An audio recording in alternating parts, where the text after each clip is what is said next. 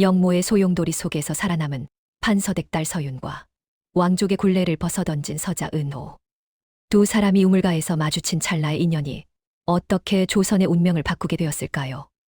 가슴 시린 고독과 뜨거운 정의가 교차하는 그날 밤의 진실 속으로 여러분을 초대합니다. 모두가 잠든 깊은 밤입니다.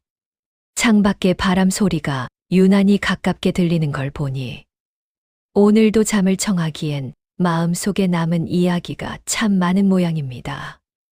자, 이제 눈을 감고 저와 함께 시간을 거슬러 올라가 보시지요. 때는 조선 숙종조, 당쟁의 서슬이 펄었던 한양을 떠나 강원도 어느 이름 모를 산골 마을. 달빛이 머무는 고개라 하여 원류현이라 불리던 곳입니다.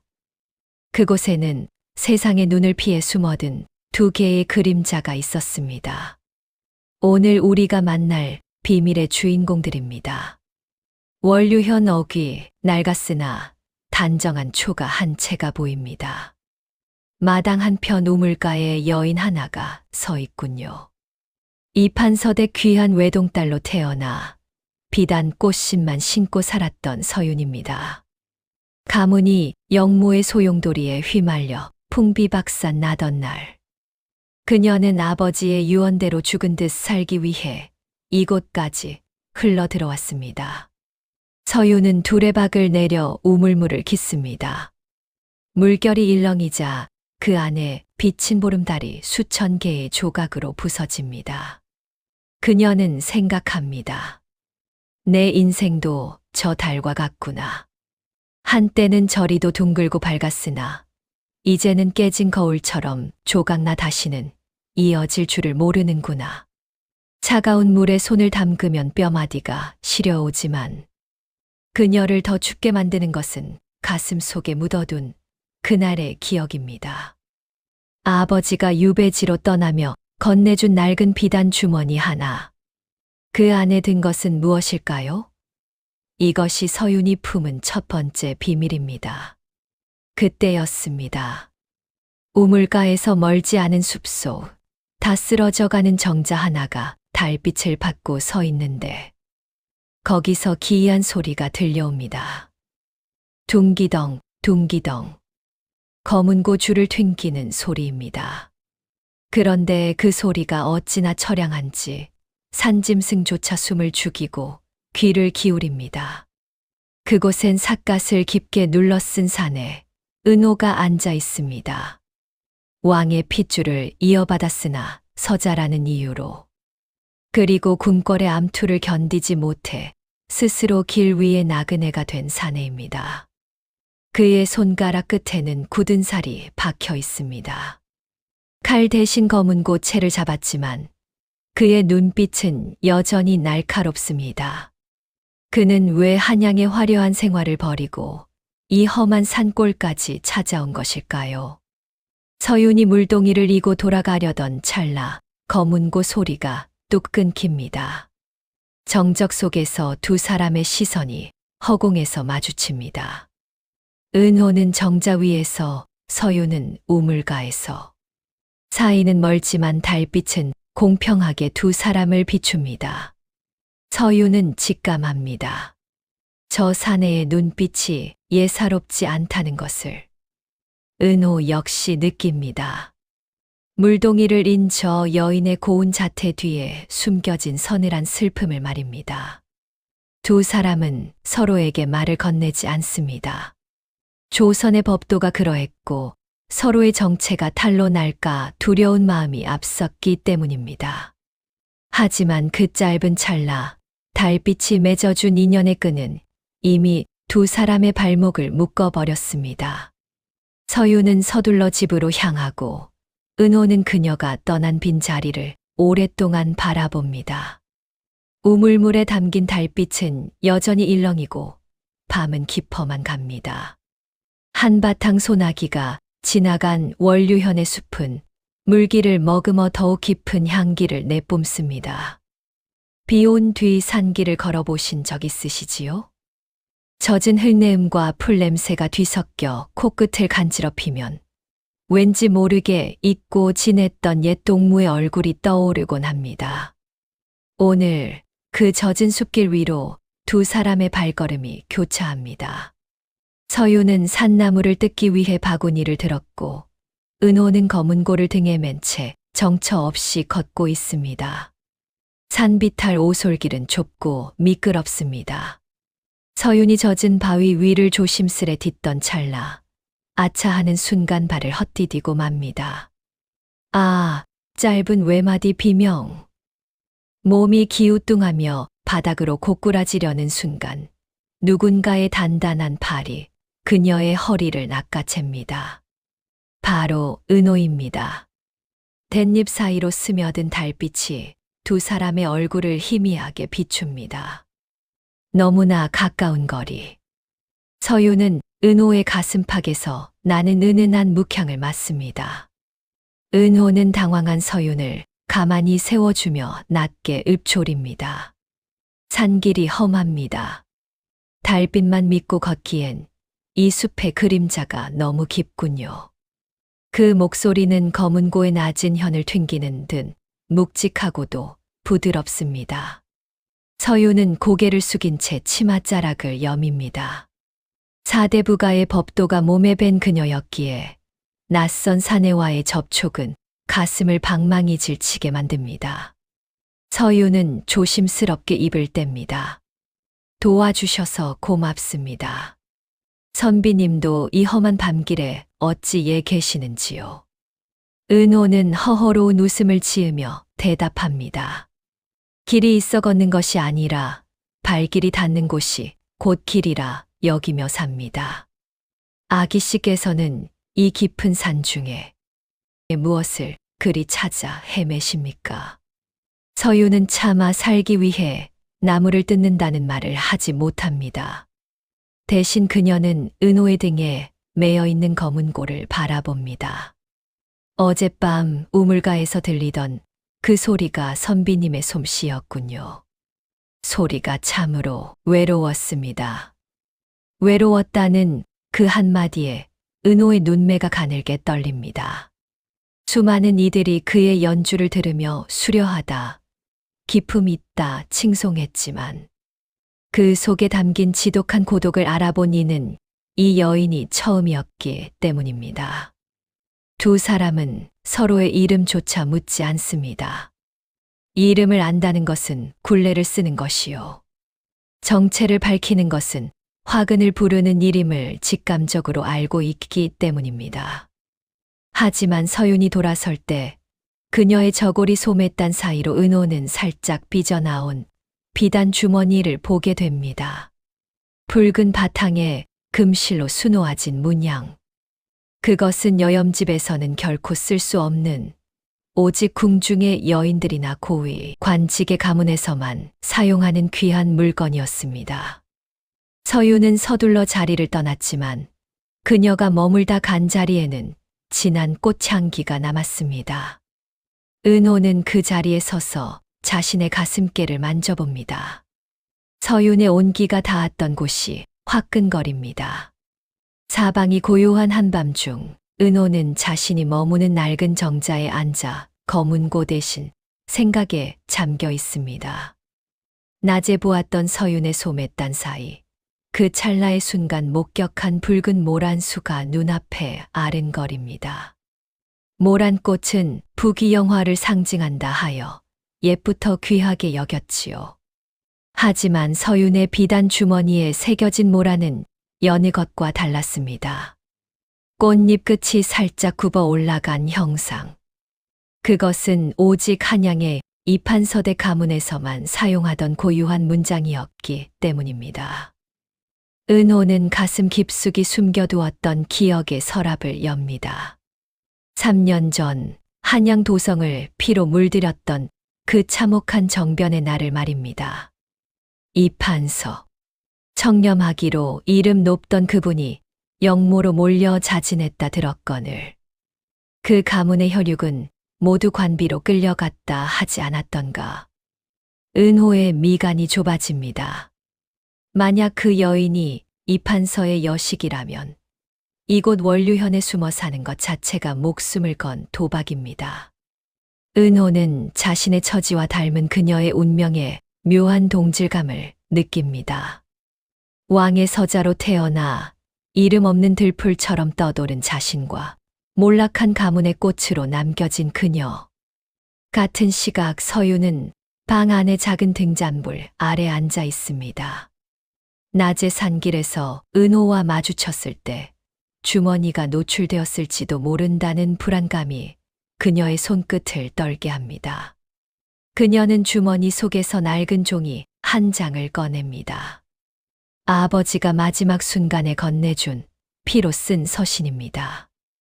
유나, 이 글귀가 세상 밖으로 나가는 날 우리 가문은 살아날 것이나 동시에 너의 목숨은 위태로워질 것이다. 그러니 절대로 누구에게도 보이지 마라. 서유는 서신을 다시 소중히 접어 가슴팍에 품습니다. 하지만 자꾸만 낮에 본 그 사내의 눈빛이 떠오릅니다. 사람의 마음을 꿰뚫어 보는 듯하던 그 깊은 눈매. 그는 과연 적일까요? 아니면 이 외로운 산중에서 만난 유일한 벗일까요? 다음 날 아침 평화롭던 월류현 주막거리가 술렁입니다. 한양에서 내려온 포교들이 역당의 잔당을 찾는다며 집집마다 수색을 시작했다는 소문이 들려옵니다. 서유는 빨래터에서 그 소식을 듣고 얼굴이 하얗게 질립니다. 방망이질하던 손이 멈추고 심장 소리가 귓가까지 울립니다. 그때 나무 그늘 아래서 들려오는 익숙한 목소리. 빨랫감이 눈물을 흘리는 모양입니다. 물기가 가시지 않는군요. 고개를 들어보니 은호가 서 있습니다. 그는 아무렇지 않은 듯 평온한 얼굴이지만 그의 손은 이미 허리춤에 숨긴 단도를 꽉 쥐고 있습니다. 그는 서윤에게 다가가 아주 낮은 목소리로 속삭입니다. 오늘 밤 우물가가 아니라 숲 뒤편 동굴로 오십시오. 살고 싶다면 말입니다. 달빛조차 차단된 깊은 숲속, 넝쿨에 가려진 작은 동굴 아닙니다. 밖에서는 포교들이 든 횃불 소리가 타닥타닥 타오르며 산 아래를 가로지르고 있습니다. 서윤의 거친 숨소리가 동굴 벽을 타고 파들파들 떨려옵니다.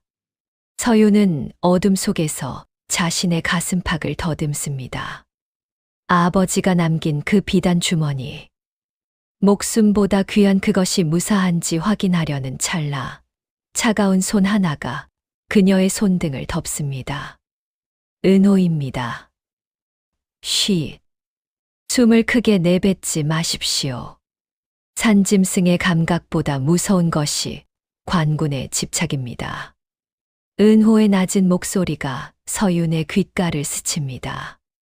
서윤은 그가 적이 아님을 직감하면서도 왜 이름 모를 떠돌이 선비가 자신을 위해 목숨을 거는지 의문이 생깁니다.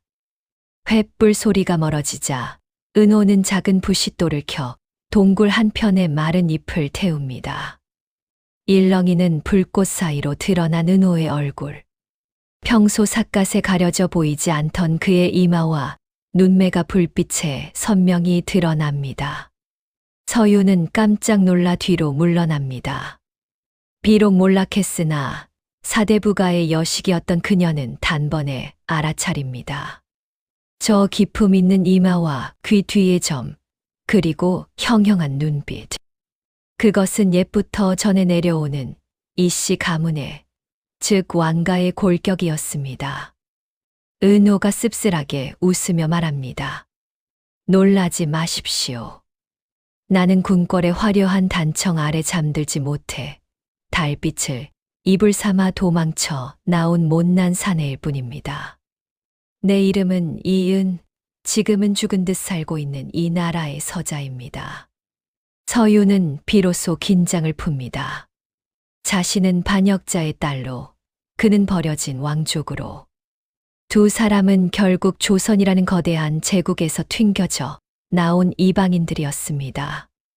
서유는 품 안에서 그 비단 주머니를 꺼내 은호에게 보여줍니다. 선비님, 아니, 대군 마마. 제 아버님은 영모를 꾀한 것이 아닙니다. 이 주머니 안에는 당시 조정을 장악했던 세력들이 아버님께 보낸 밀서가 들어 있습니다. 아버님은 가문의 영광보다 나라의 기강을 지키려다 돌아가셨습니다. 은호는 그 주머니에 새겨진 붉은 모란을 만져봅니다. 그것은 단순히 가문의 문장이 아니었습니다. 서윤의 아버지가 딸에게 남긴 마지막 방패이자 언젠가 세상을 뒤집을 수 있는 단 하나의 증거였습니다. 동굴 밖으로 푸르스름한 새벽빛이 스며듭니다. 긴 밤을 함께 지새운 두 사람의 눈에는 이제 두려움 대신 묘한 신뢰가 서립니다. 은호는 마을 근처에 머물던 유랑광대패의 수레에서 낡은 탈과 옷가지를 구해옵니다. 그리고 서윤에게 말합니다. 이제부터 당신은 나의 병든 누이입니다. 말을 해서도 얼굴을 보여서도 안 됩니다. 그저 내 등에 기대어 깊은 잠에 빠진 척 하십시오. 은호는 평소 지니고 다니던 검은 고를 수레 구석에 숨기고 대신 광대들이 쓰는 찌그러진 징 하나를 손에 듭니다. 왕족의 기품을 지우기 위해 일부러 걸음걸이를 흐트러뜨리고 사투리를 섞어 중얼거립니다. 서윤은 은호의 등에 엎여 그의 체온을 느낍니다. 어제의 공포는 어느덧 사라지고 등에 닿은 사내의 단단한 심장 박동만이 그녀의 온 세상을 채웁니다. 마을 어기산길, 포교들이 길을 막아섭니다. 개석거라, 수레 안에 든 것은 무엇이고 등에 업힌 여인은 누구냐? 포교의 칼끝이 서윤의 발치에 닿습니다. 서윤은 숨이 멎을 것 같지만 은호의 명령대로 고개를 푹 숙인 채 가느다란 신음만을 내뱉습니다. 이때 은호가 능청스럽게 연기를 시작합니다. 아이고, 나으리, 보시다시피 역병에 걸려 죽어가는 누이놈을 데리고 산을 내려가는 중입쇼. 이 녀석 숨결만 닿아도 온몸에 열꽃이 핀다는데 정 궁금하시면 얼굴을 직접 확인해 보시겠습니까요? 역병이라는 말에 포교들이 주춤하며 코를 막고 뒤로 물러납니다. 은호는 이 찰나의 순간을 놓치지 않고 비굴한 웃음을 지으며 수레를 끄는 척 연기를 이어갑니다. 무사히 검문소를 통과해 숲길을 한참 내려왔을 때입니다. 안개가 걷히고 해가 중천에 떴을 무렵 은호의 발걸음이 갑자기 멈춥니다. 주변이 너무나 고요합니다. 산새 소리조차 들리지 않는 정적. 은호는 등에 엎인 서윤을 조심스레 내려놓고 수레 밑에 숨겨둔 검은고를 꺼냅니다. 아니, 검은고가 아닙니다. 검은고 뒤편에 교묘하게 숨겨져 있던 은빛검이 달빛보다 차갑게 빛을 냅니다. 저 멀리 숲 그림자 사이로 검은 옷을 입은 사내들이 하나둘 모습을 드러냅니다. 그들은 관군이 아닙니다. 궁궐에서 은호의 목숨을 끊기 위해 보낸 그림자, 자객들입니다. 은호는 서윤을 자신의 뒤로 숨기며 나지막이 말합니다. 주머니를 꽉 쥐십시오. 당신이 그것을 가지고 있는 한 나는 죽어도 죽지 않을 것입니다. 이제 도망치는 시간은 끝났습니다. 은호는 자신의 운명을 정면으로 마주하려 합니다. 사랑하는 여인을 지키기 위해 그리고 무너진 정의를 바로 세우기 위해 그는 다시 칼을 잡았습니다. 산속의 공기가 얼음처럼 차갑게 내려앉습니다. 검은 옷을 입은 자객 넷이 사방을 포위하고 그들의 숨소리는 안개 섞인 공기에 녹아들어 섬뜩한 살기를 뿜어냅니다. 은호의 손에 들린 은빛검이 가늘게 떨립니다. 그것은 두려움이 아니라 오랫동안 칼집에 갇혀있던 검의 울음입니다. 챙. 정적을 깨고 첫 번째 칼날이 은호의 어깨를 스칩니다. 은호는 마치 검은고 줄을 타듯 유연하게 몸을 비틀어 공격을 피합니다. 그의 검술은 투박한 군인의 그것이 아닙니다. 궁궐의 우아함과 길 위의 거친 생명력이 뒤섞인 마치 한 편의 춤과 같습니다. 은호는 자객들의 공격을 막아내면서도 시선은 늘 뒤에 선 서윤을 향해 있습니다. 눈을 감으십시오. 피 냄새는 보지 않아도 될 만큼 고약한 법입니다. 하지만 서윤은 눈을 감지 않습니다. 자신을 위해 목숨을 걸고 사투를 벌이는 사내의 등을 보며 그녀는 떨리는 손으로 품 안의 비단 주머니를 꽉 쥡니다. 나 때문에 이분이 다쳐서는 안 된다는 절박함이 그녀의 공포를 이겨내기 시작합니다. 자객 중 하나가 은호의 빈틈을 노려 서윤에게 달려듭니다. 은호가 급히 몸을 돌리려 하지만 다른 자객 둘이 그의 발을 묶습니다. 절체절명의 순간 서윤은 바닥에 흩어져 있던 광대패의 소품 상자를 떠올립니다. 그녀는 주저없이 상자 안에 연희용 가루석회 가루 주머니를 집어 던집니다. 파! 하얀 가루가 공중에 흩어지며 자객의 눈을 가립니다.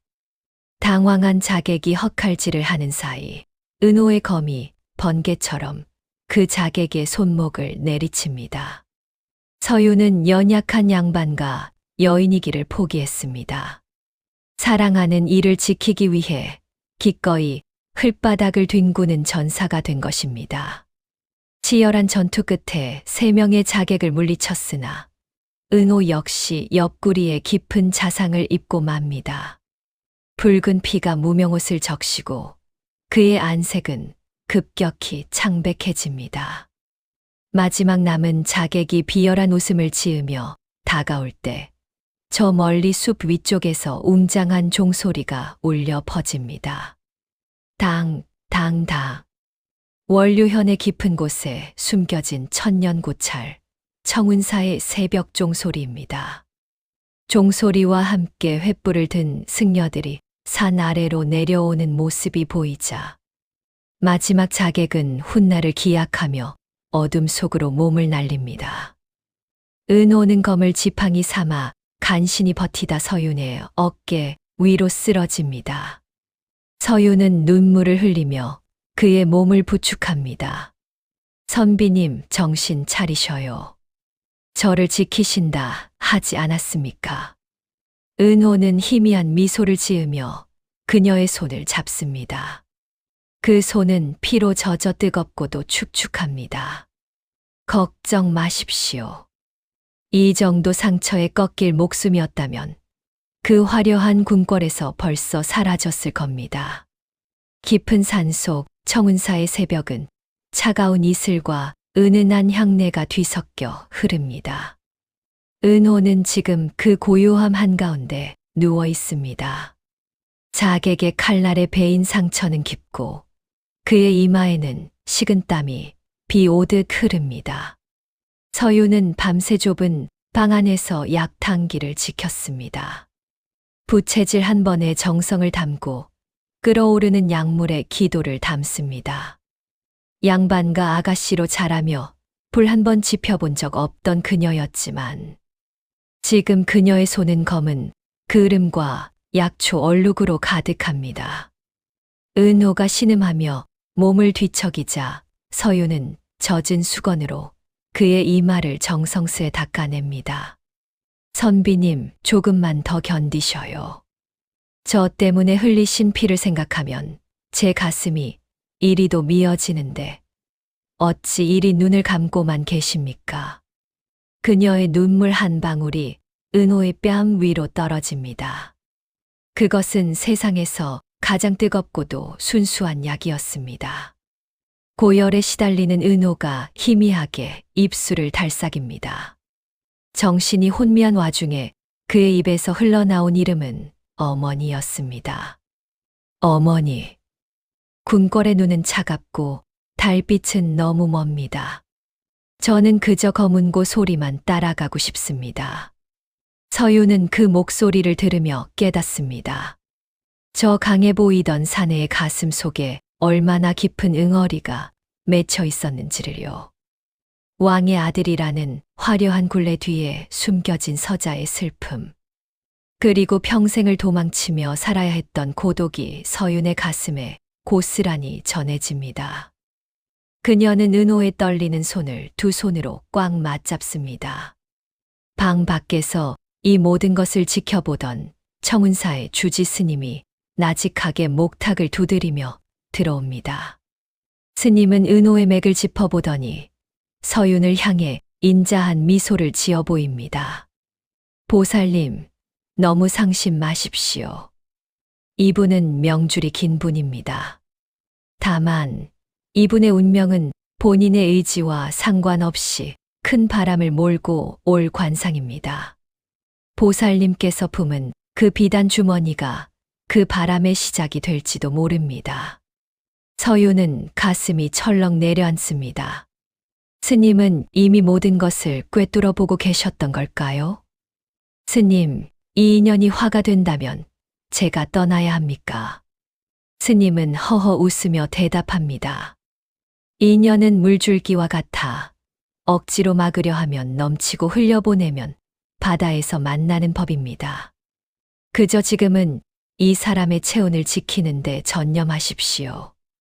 어느덧 긴 밤이 지나고 창호지 문 너머로 푸르스름한 아침 햇살이 스며듭니다. 서윤의 정성이 닿았을까요? 은호의 거칠던 숨소리가 점차 평온해지더니 마침내 감겨있던 눈꺼풀이 미세하게 떨립니다. 서윤은 숨을 죽이고 그를 바라봅니다. 은호가 천천히 눈을 떴을 때 그의 눈동자에 가장 먼저 비친 것은 뜬 눈으로 밤을 지샌 서윤의 파리한 얼굴이었습니다. 은호는 힘겹게 손을 들어 서윤의 뺨에 묻은 그 으름을 닦아내며 속삭입니다. 비밀이라더니 당신의 마음은 숨기질 못하시는군요. 사흘간의 사투 끝에 은호가 비로소 방 안을 나섰습니다. 아직 옆구리의 상처는 아물지 않아 걸음이 더디지만 서윤의 어깨에 기댄 그의 표정만큼은 그 어느 때보다 평온합니다. 청운사에 천년된 은행나무가 노란 잎을 흔들며 두 사람을 맞이합니다. 은호는 은행나무 아래 평상에 앉아 서윤이 건네준 그 비단 주머니를 다시 꺼내 듭니다. 주머니 속에 든 낡은 밀서. 그 안에는 당시 정승들이 반대파를 숙청하기 위해 꾸몄던 조작된 고변서와 그들의 수결이 고스란히 적혀 있습니다. 아기씨, 이 종이 한 장에 얼마나 많은 목숨이 담겨 있는지 아십니까? 당신의 아버님은 이 부정한 진실을 임금께 알리려다 역적으로 몰리신 겁니다. 서윤은 고개를 떨굽니다. 아버지가 왜 그토록 이 주머니를 숨기라 하셨는지, 왜 죽음 앞에서도 당당하셨는지 이제야 알 것 같습니다. 은호는 그녀의 떨리는 손을 잡아주며 덧붙입니다. 이것은 당신 가문의 치욕을 씻어줄 열쇠이자 내가 한양으로 돌아가야 할 이유이기도 합니다. 서윤은 놀란 눈으로 은호를 바라봅니다. 돌아가시다니요? 자객들이 아직 선비님의 목숨을 노리고 있는데 사지로 가시겠다는 말씀입니까? 은호의 눈빛이 예리하게 빛납니다. 삿갓 뒤에 숨어 살던 떠돌이 선비의 눈이 아닙니다. 이 나라의 정의를 걱정하는 왕족의 눈빛입니다. 도망만 쳐서는 달빛 아래서 평생을 숨어 지내야 합니다. 당신을 당당하게 판서댁 아가씨로 돌려놓고 나 또한 이름 없는 서자가 아닌 한 사내로서 당신 곁에 서고 싶습니다. 그러기 위해선 이 밀서를 직접 임금의 손에 전달해야 합니다. 서윤은 깨닫습니다. 이 남자는 자신을 지키기 위해 더 큰 위험 속으로 걸어 들어가려 한다는 것을요. 그녀는 더 이상 말리지 않습니다. 대신 그의 결연한 의지에 자신의 운명을 맡기기로 합니다. 그때였습니다. 절문 밖에서 누군가 급박하게 뛰어들어옵니다. 은호가 본능적으로 칼을 잡으려 하자 사내가 마당 한복판에 무릎을 꿇습니다. 은호에 충직한 호위무사였으나 정변 때 흩어졌던 무명입니다. 마마, 살아계셨군요. 한양은 지금 뒤집어졌습니다. 마마의 생존 소식을 들은 반대파들이 원류현으로 대규모 군사를 보내려 합니다. 시간이 없습니다. 평화롭던 산사에 다시금 긴장감이 감돕니다. 은호는 무명을 일으켜 세우며 서윤을 바라봅니다. 이제 더 이상 머뭇거릴 시간이 없습니다.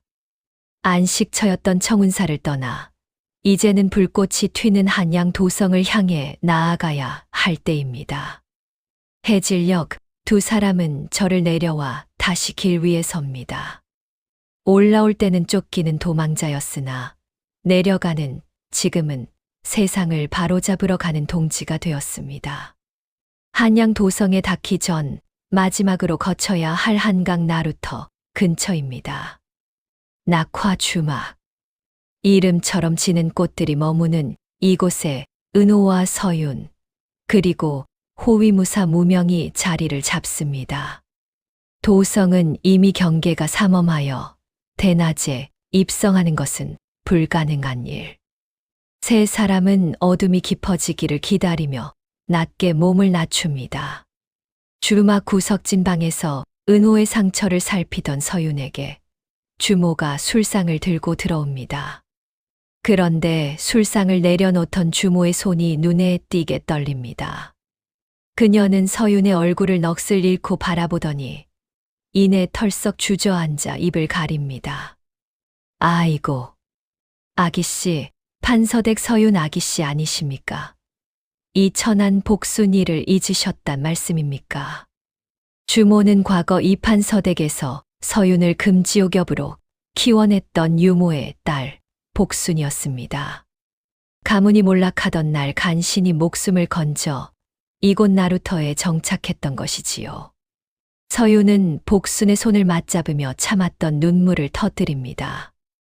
눈물의 재회도 잠시 복순이가 낮은 목소리로 경고를 전합니다. 아기씨, 지금 한양 바닥에는 아기씨를 찾는 방문이 붙고 은호 마마의 목에 거액의 현상금이 걸렸습니다요. 방금 전에도 저 건너편 방에 웬 낯선 사내들이 들어와 두 분의 인상착의를 묻고 갔습니다. 은호는 문틈으로 밖을 살핍니다. 아니나 다를까 주막 마당에는 평복을 입었으나 걸음걸이가 예사롭지 않은 사내들이 서성이고 있습니다. 자객들의 추격은 멈추지 않았습니다. 오히려 한양에 가까워질수록 그 물망은 촘촘해지고 있습니다. 은호는 복순이에게 은밀한 부탁을 합니다. 복순 아주머니, 오늘 밤 이 주막에 큰 잔치를 벌여주십시오. 술을 아끼지 말고 사람들을 불러 모아 소란을 피워야 합니다. 은호의 전략은 명확했습니다. 가장 소란스러운 곳이 가장 안전한 법. 장터 사람들과 사행단 속에 섞여 검문소를 통과하려는 것이지요. 서윤은 다시금 남장을 하고 은호는 검은고 대신 술병을 든 풍류객으로 변장합니다. 밤이 깊어지자 주막에는 노랫소리와 웃음소리가 가득 찹니다. 감시자들의 눈이 풀리는 찰나 은호는 서윤의 손을 꼭 쥡니다. 두려워 마십시오. 내 손을 놓지 않는 한 달빛도 우리를 배신하지 않을 것입니다. 나루터를 건너는 작은 배 위에서 서윤은 점점 가까워지는 한양의 성곽을 바라봅니다. 저곳은 그녀의 가장 행복했던 기억과 가장 잔인한 상처가 공존하는 곳입니다. 한양 도성. 누군가에게는 출세의 꿈이 피어나는 곳이지만 서윤에게는 가문의 피비린내가 채 가시지 않은 비극의 땅입니다. 오랜만에 돌아온 고향 땅이 왠지 모르게 낯설고 두렵게 느껴졌던 적 없으신가요? 익숙한 골목마다 서린 옛 기억들이 자꾸만 발목을 잡는 법이지요. 깊은 밤 은호와 서유는 무명의 도움을 받아 성벽의 낮은 틈새를 통해 도성 안으로 발을 들입니다. 화려한 육조 거리의 등불은 여전하지만 그 불빛 아래를 흐르는 공기는 얼음장처럼 차갑습니다. 은호가 향한 곳은 북촌의 화려한 저택이 아닌 남산 밑자락 허름한 초당입니다. 그곳엔 은호가 궁궐에서 쫓겨날 때 유일하게 눈물을 흘려주었던 옛 스승, 고운 선생이 살고 있습니다. 한때 임금의 총애를 받던 대제학이었으나 간신들의 모함으로 벼슬을 버리고 글공부에만 전념하며 세상을 등진 노학자입니다. 은호가 초당의 문을 두드립니다.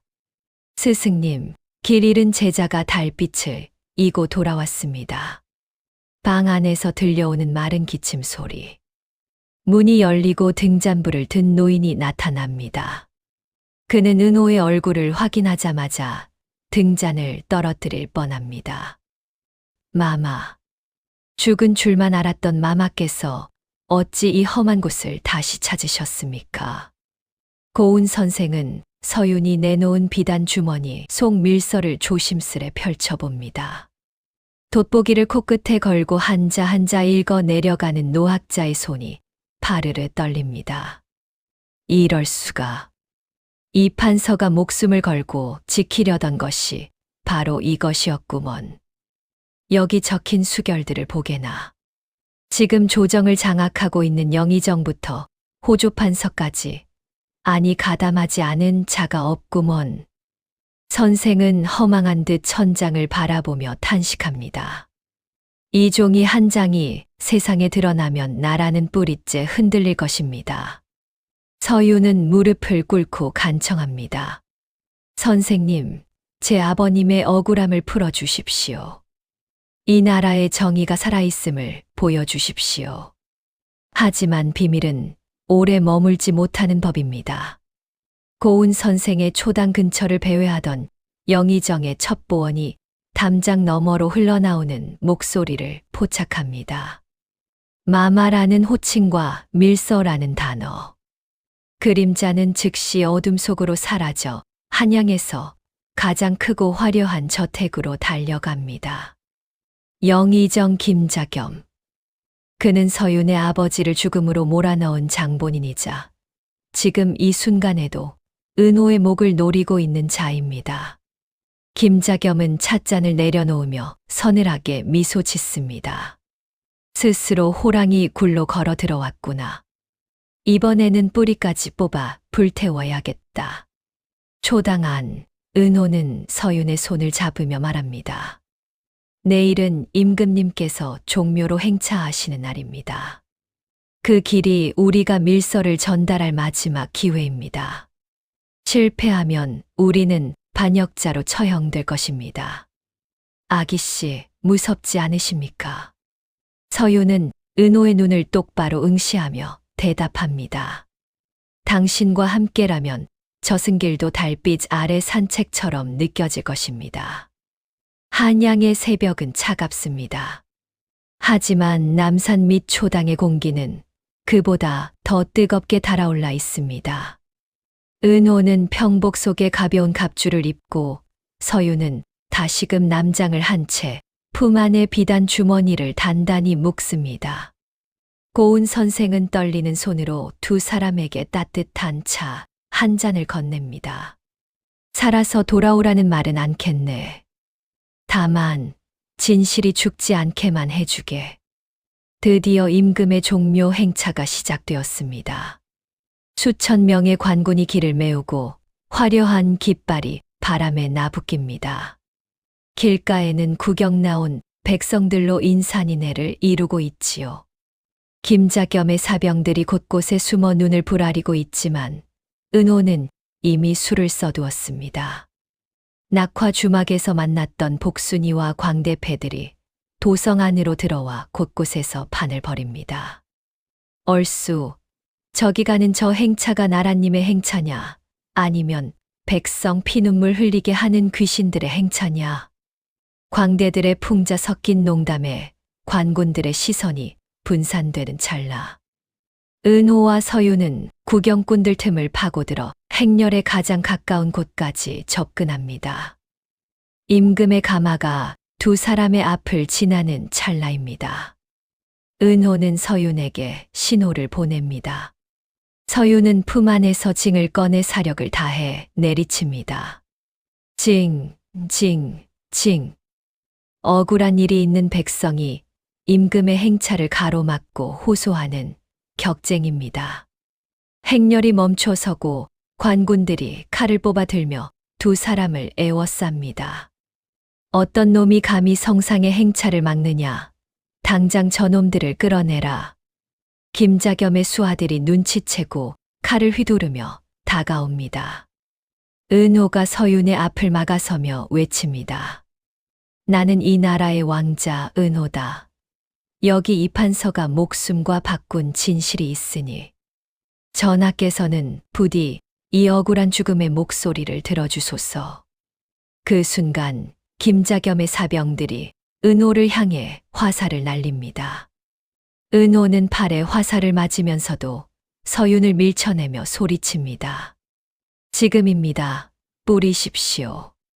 서윤은 비단 주머니를 풀어 그 안에 든 밀서와 복사본들을 공중으로 높이 던집니다.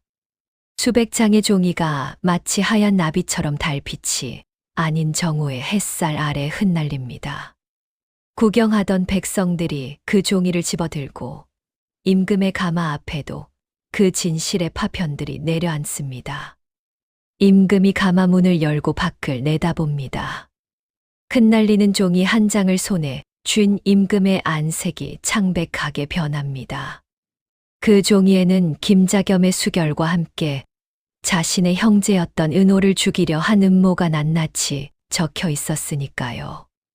아수라장이 된 길 한복판, 은호는 피를 흘리며 쓰러지고 서유는 그를 붙잡고 오열합니다. 관군들이 두 사람을 포위한 가운데 저 멀리서 김자겸이 당황한 기색을 감추지 못한 채 소리칩니다. 저들은 미친 자들이다. 당장 목을 쳐라. 하지만 임금의 엄중한 목소리가 광장을 울립니다. 멈춰라. 저 자들을 감옥이 아닌 편전으로 압송하라. 짐이 직접 물을 것이니라. 한때는 은호가 나고 자란 집이었고 서윤에게는 꿈에서라도 가고 싶던 위엄의 장소. 그러나 지금 두 사람은 죄인의 몸이 되어 포박당한 채 편전 바닥에 무릎을 꿇고 있습니다. 인생에서 가장 억울한 순간, 내 말을 들어줄 단 한 사람만 있다면 세상 끝이라도 가고 싶던 그 절박함을 아시는지요? 은호의 팔에서는 여전히 핏방울이 떨어져 바닥을 적시고 서유는 곁에 선 은호의 거친 숨소리를 들으며 입술을 깨뭅니다. 정면에는 임금이, 좌우에는 서슬퍼런 대신들이 그들을 내려다보고 있습니다. 영의정 김자겸이 서둘러 앞으로 나섭니다. 그의 수염이 경련하듯 떨립니다. 전하, 저 자들은 가짜 밀서를 만들어 조정을 혼란케 하고 왕실을 모독한 대역죄인들이옵니다. 당장 국문장으로 끌고 가 명주를 끊으셔야 하옵니다. 김자겸의 눈은 은호가 아닌 서윤이 품었던 그 비단 주머니를 향하고 있습니다. 자신의 파멸이 담긴 그 주머니를 당장이라도 뺏어 불태우고 싶은 심정이었겠지요. 대신들도 저마다 김자겸의 눈치를 보며 수군거립니다. 은호가 고개를 들어 임금을 똑바로 응시합니다. 그의 목소리는 부상 때문인지 갈라졌으나 그 어느 때보다 명확합니다. 전하, 소신은 왕실의 핏줄이나 권력을 탐해 돌아온 것이 아닙니다. 여기 곁에 선 여인은 전하의 충신이었던 이판서의 여식입니다. 이판서는 목숨을 잃는 순간에도 나라의 근간이 썩어가는 것을 경계하며 이 밀서를 남겼습니다. 만약 이 밀서가 거짓이라면 소신의 목을 지금 이 자리에서 치소서. 다만 진실만은 전하의 눈으로 직접 확인해 주소서. 임금은 말없이 흩어진 종이들을 하나하나 대조해 봅니다. 김자겸의 비밀 장부와 대조된 밀서의 내용은 빈틈없이 맞아떨어지고 있었습니다. 서윤이 바닥에 머리를 찌우며 통곡합니다. 전하, 제 아버님은 차가운 유배지에서 눈도 감지 못한 채 돌아가셨습니다. 가문이 멸문지화를 당하고 제가 산골에 이름 없는 여인으로 살아야 했던 세월보다 아버님이 역적이라는 오명을 쓴 것이 더 천추하니옵니다. 부디 그 멍에를 벗겨 주시옵소서. 서윤의 애끓는 목소리에 편전 안의 공기가 무겁게 가라앉습니다. 임금은 김자겸을 향해 밀서를 집어 던집니다. 종이가 김자겸의 얼굴을 때리고 바닥에 떨어집니다. 영의정, 이것이 그대가 말한 가짜인가? 그대의 수결이 이리도 선명한데 짐을 바보로 아는 것인가? 임금의 호령이 떨어지자 의금부 도사들이 김자겸을 끌어냅니다. 권세가 하늘을 찌르던 노대신의 관모가 바닥에 구르고 그의 비명이 멀어집니다. 임금은 가만히 내려와 은호와 서윤 앞에 섭니다. 은호야, 너무 늦게 보아 미안하구나. 그리고 이 판서의 여시가 내 아비의 이름은 오늘부로 복권될 것이다. 김자겸과 그 일파가 유배지로 떠나고 도성에는 다시 평화가 찾아왔습니다. 임금은 은호에게 왕족의 지위를 회복해주고 궁 안의 거처를 마련해 주려 했습니다. 서윤 역시 판서댁 영예로서 가문을 다시 일으킬 수 있는 막대한 재산을 하사받았지요. 은호는 임금이 내린 비단 도포를 정중히 사양합니다. 그는 다시 낡은 무명옷을 입고 어깨에는 손때 묻은 검은고를 짊어집니다. 전하, 소신은 대궐의 높은 담벼락 안에서는 검은고 소리를 내지 못합니다. 소신이 있어야 할 곳은 화려한 연회장이 아니라 달빛이 낮게 내려앉는 산골의 작은 정자이옵니다. 임금은 안타까운 듯 은호를 바라보지만 그의 눈 속에 깃든 자유로운 영혼을 보며 결국 고개를 끄덕입니다. 내가 찾는 것이 정녕 그곳에 있다면 가거라. 대신 이 나라는 내가 지킨 진실로 다시 세워질 것이다. 서윤은 복권된 아버지의 옛집을 찾습니다. 잡초가 무성했던 마당은 관원들에 의해 정돈되었지만 아버지는 계시지 않습니다. 그녀는 아버지가 생전에 아끼시던 서재에 앉아 마지막 인사를 올립니다. 아버님, 이제 더 이상 비단 주머니를 숨기지 않아도 됩니다. 아버님의 이름은 맑은 물처럼 씻겼으니 저는 이제 아버님이 가르쳐 주신 대로 제 마음이 이끄는 길로 가고자 합니다. 서윤은 화려한 폐물들을 가난한 백성들을 위해 내어놓고 오직 아버지가 쓰시던 낡은 벼루 하나만을 챙겨 대문을 나섭니다. 대문 밖에는 은호가 그녀를 기다리고 있습니다.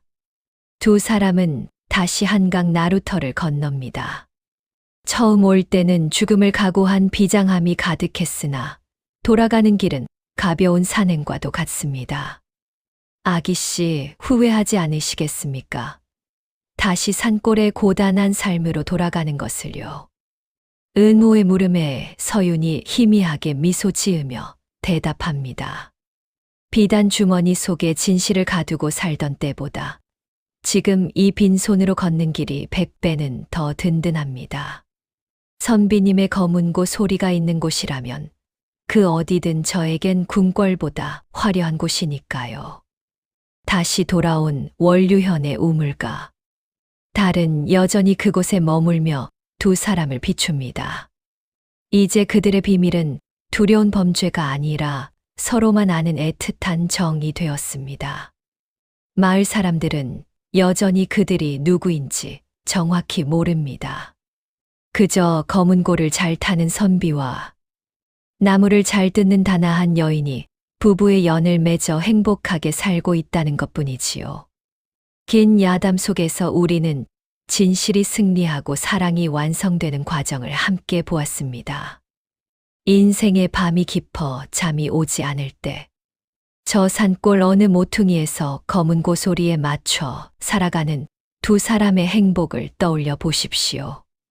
비밀은 숨길 때보다 나누었을 때 더 아름답게 빛나는 법입니다. 오늘 밤은 두 사람의 평온한 숨소리를 자장가 삼아 여러분의 마음속에 남은 묵은 짐들도 달빛에 다 씻어내고 깊은 잠 드시길 바랍니다.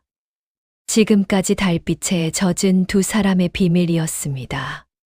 편안한 밤 되십시오. 이번 꼬방 야담 재밌게 들으셨나요? 조선의 기막힌 야담, 다음 편도 놓치지 않으시려면 구독과 좋아요로 함께 해주세요. 감사합니다.